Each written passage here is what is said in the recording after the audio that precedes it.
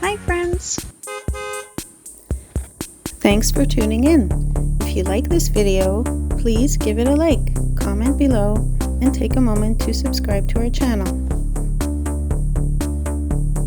You might notice a smoky haze in the sky in this video. Smoke from wildfires burning in northern Canada has drifted into the area. It's something many parts of Canada experience during the summer months. Welcome to Harmony Beach, Ontario, a quiet little spot along the shores of Lake Superior, just a short drive north of Sault Ste. Marie. This area has long been a favorite getaway for locals, with its sandy beaches, gentle waves, and peaceful views of the Big Lake. In the early days, this area was used by Indigenous communities as a place to fish and gather, with the nearby waterways serving as natural travel routes. By the early 1900s, cottages and small resorts began to pop up, offering a summer retreat for families looking to escape the city. Today, Harmony Beach remains a hidden gem where you can go for a swim, paddle along the shoreline, or simply sit back and enjoy the sound of the water.